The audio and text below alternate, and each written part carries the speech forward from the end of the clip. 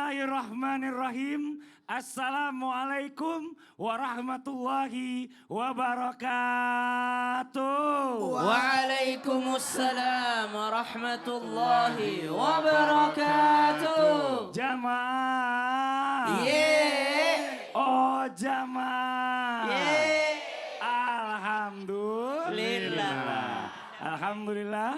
Alhamdulillahirrabbilalamin. Allahumma sholli ala Sayyidina Muhammad wa ala ali Sayyidina Muhammad. Rabbi srahli sadri wa yassirli amri wahlul 'uqdatam min lisani yafqahu qawli. Shadaqallahul azim. Jamaah Islam itu indah yang dirahmati Allah, masyaallah. Alhamdulillah hari ini kita bertemu lagi di Islam itu indah. Saya mau tanya dulu, jamaahnya dari mana ini? Palembang, Sumatera Selatan. Tepuk tangan dulu dong ini, Masya Allah. Terima kasih banyak udah mampir ke studio Islam itu indah dan juga jamaah Islam itu indah di rumah yang dirahmati Allah ya. Sebelum kita memulai tema kita pagi hari ini, kita lihat dulu sama-sama yuk. Sebuah video tayangan tentang perjuangan guru dan siswa untuk sampai ke sekolah. Ini di tayangannya. Saya setiap harinya ke sekolah. Para pelajar dan guru desa Nekan, Kecamatan Kilmuri, Kabupaten Seram, bagian timur Provinsi Maluku harus menantang maut untuk dapat sampai ke sekolah. Mereka terpaksa berjalan menyusuri bibir pantai antara perbatasan Desa Nekan dan Desa Afang Devol. Cara yang ekstrim ini menjadi satu-satunya pilihan karena warga desa tak memiliki akses jalan dan jembatan. Untuk sampai ke sekolah, mereka harus berjalan kaki melewati pesisir pantai di tengah cuaca buruk seperti gelombang tinggi dengan menempuh perjalanan hingga kurang lebih 3 km. Jarak tersebut ditempuh dalam waktu sekitar 2 jam perjalanan. Ini Masya Allah ya Bu ya. Luar biasa, pakai mic-nya Bu. Ya Allah ya. Ibu. Kenapa Bu? Ibu ketawa-tawa aja. Emangnya tadi tayangannya lucu, nggak lucu Bu tayangannya Bu? Tayangannya perjuangannya luar biasa ya Bu ya. Saya tuh terharu lihatnya. Ya walaupun mereka tuh perjuangannya berjalan, sejauh itu mereka masih semangat untuk belajar, mencari ilmu. Iya Masya Allah. Banyak di luar sana anak-anak yang malas, padahal sekolahnya deket. Udah mau bel baru mau dateng kadang ya. Nah itu. Makanya tuh harusnya ya buat semua nih ya. Bersyukur ya kalau kita sekolahnya deket, rajin sekolah. Ya kita lihat tayangan tadi rintangannya banyak banget tetap harus dihadapi. Nah ini buat kita semua nih anak-anak nih yang rumahnya deket dengan sekolah, yang sekolah jalannya gampang, bersyukur. Banyak kemudahan ya Ustadz ya ini Masya Allah. Ibu namanya siapa Ibu? Nama saya Ibu Aida. Ibu Aida dari? Dari Palembang, Sumatera Selatan. Masya Allah, tepuk tangan dong buat Al-Ikhlas. Ibu. Iya. Ya. Terima kasih banyak Ibu. Boleh duduk lagi silakan. Ya, kasih Ustaz. Silakan tanggapannya Ustaz Maulana. Izin Habib dan Ustaz Sam. Bismillahirrahmanirrahim. Alhamdulillahirrabbilalamin. Terima kasih banyak tim Islam itu indah yang mengangkat perihal tadi. Supaya menggugah hati anak-anak yang malas untuk ke sekolah untuk lebih semangat lagi. Bahwa di luar sana banyak orang-orang yang berjuang untuk menuju ke sekolah. Mungkin berpikir mana kendaraan, bukan masalah kendaraannya, aksesnya yang tidak ada. Sehingga untuk menuju tempat sekolah itu harus menggunakan berjalan kaki. Nggak ada motor, nggak mungkin. Nah dari sini buat anak-anakku semua yang lagi nonton Islam itu indah dan termasuk kita, semangat untuk menuntut ilmu itu adalah bagian bagaimana kita menjadikan diri kita untuk mengangkat derajat. Pilihan kepada Nabi Sulaiman alaihissalam memilih antara harta, jabatan dengan ilmu, maka Nabi Sulaiman memilih ilmu. Karena ilmu adalah alat sebenarnya. Makanya disebutkan ilmu itu adalah karunia. Termasuk ibu-ibu yang berjuang dari Lahat ke Palembang menuju ke sini. Itu bahagian daripada perjuangan untuk menuntut ilmu. Tepuk tangan dulu Bu. Semoga termasuk yang lagi nonton Islam itu indah di rumah. Yang tiap hari nyalain Islam itu indah. Nonton sama-sama keluarga. Walaupun dengan sibuknya persiapan pagi. Tetap menyaksikan. Itu bagian daripada perjuangan untuk menuntut ilmu. Karena ilmu itu kepada siapapun, dengan siapapun, tidak mesti harus duduk di bangku sekolah. Masya Allah. Termasuk nonton Islam itu bagian daripada menuntut ilmu. Benar. Ustadz suaranya seraknya menular ya ke saya juga ternyata ya. Makasih banyak Ustadz Maulana. Tepuk tangan buat Ustadz Maulana, Masya Allah. Jamaah. Pernah marah? Sering. Seringan mana yang marah, ibu apa bapak? Ibu. Kalau ibu marah, bapaknya marah juga apa diam? Kalau bapaknya marah, ibunya marah juga. Bapaknya terzolimi bapaknya ini. Tapi Masya Allah ya, dalam rumah tangga ini pasti ada yang namanya pasangan suami istri, nggak mungkin hidupnya adem-adem aja. Betul ibu ya? Pasti ada yang namanya konflik-konflik. Kalau enggak suaminya yang marah, istrinya marah. Tapi bagusnya kalau sesuatu atau mungkin seseorang lagi marah, satunya jangan ikutan marah.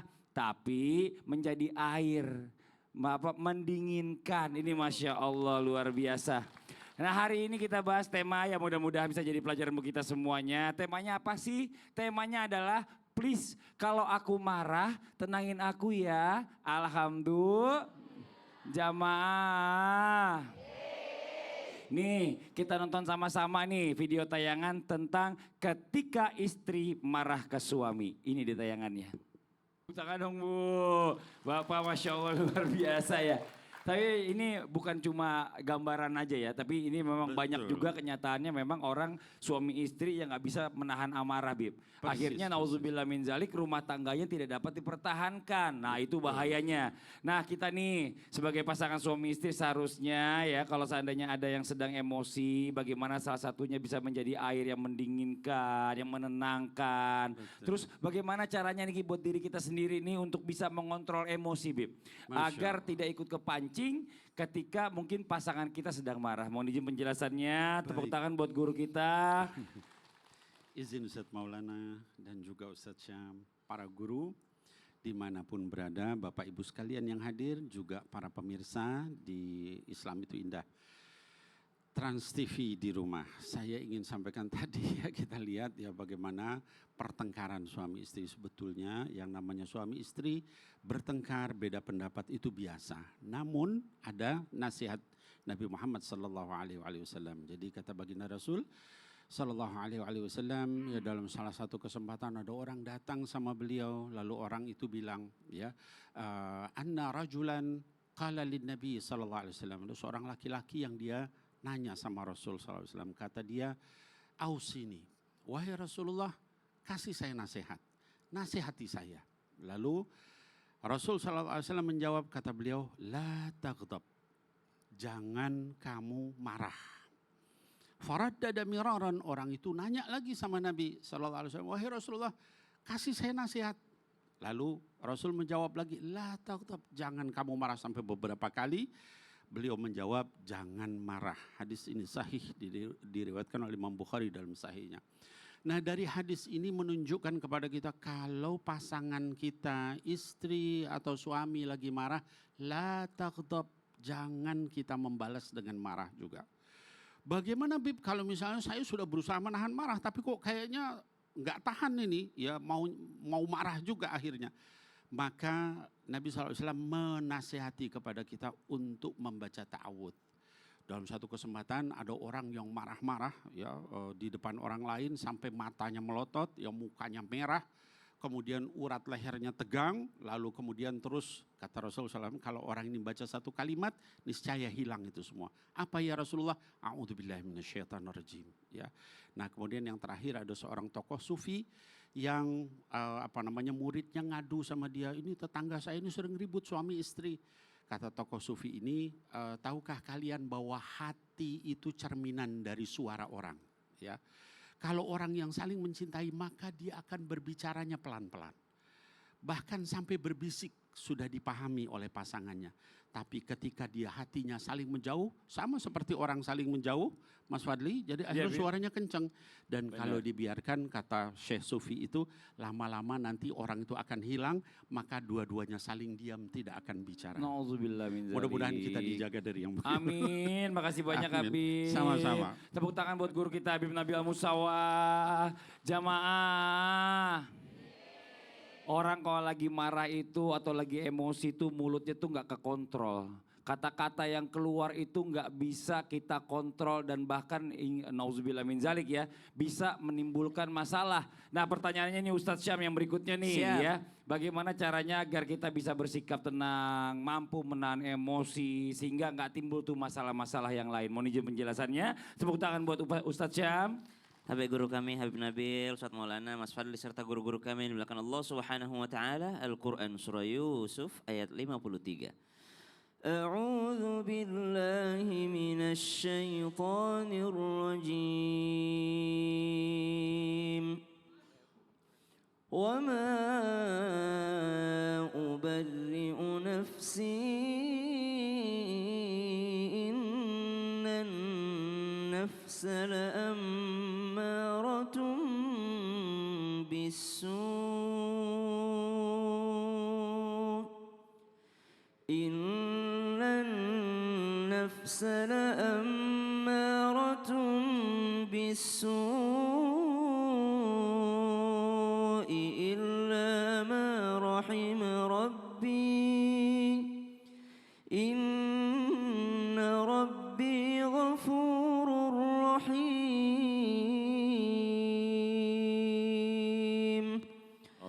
Bagaimana cara agar bisa bersikap tenang dan mampu menahan emosi sehingga tidak timbul masalah ketika seseorang marah? Maka Imam Al-Ghazali dan ulama-ulama yang lainnya menjelaskan beberapa caranya. Yang pertama adalah dengan ilmu dan yang kedua adalah dengan amal.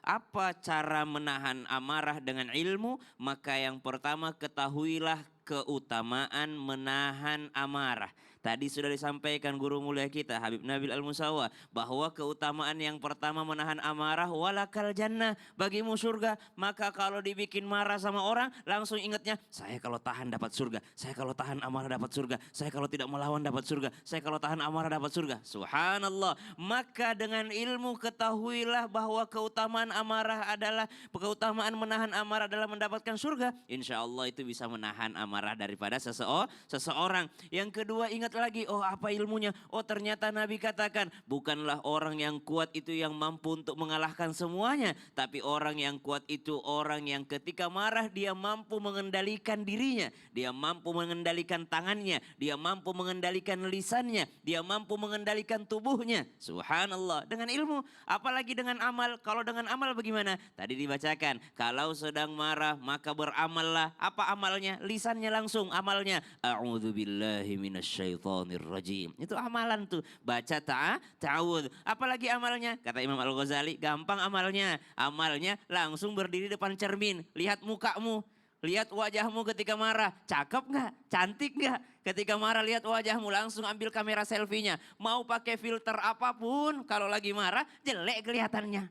Apalagi langsung upload, nggak usah lagi revisi-revisi, langsung upload. Itu amalnya, amal bercermin. Kemudian apalagi amalnya? Amalnya tafakkur. Tafakkur apa? Tafakkur daripada efek setelah kemarahan tersebut. Tidak ada satupun orang yang marah lalu setelahnya efeknya baik.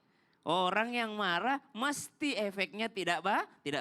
Sehingga disampaikan ulama, amarah itu adalah salah satu pintu keburukan. Nauzubillah min dzalik. Sholat. Itu orang kalau lagi marah sifat aslinya kelihatan. Subhanallah. Iya kan? Yang kata-katanya kasarnya minta ampun, nauzubillah min dzalik. Wajah aslinya pun kelihatan. Iya, makasih banyak Ustadz Syam. Sama-sama, Tepuk tangan Fadli. buat Ustadz Syam. Nah ini buat jamaah Islam itu yang ada di rumah, jangan kemana-mana dulu ya. Setelah ini kita akan kembali lagi membahas tema kita pagi hari ini. Please, kalau aku marah, tenangin aku ya. Jangan pindah channel, tetap di Islam itu indah. Jamaah. Yeay. Oh jamaah. Yeay. Alhamdulillah.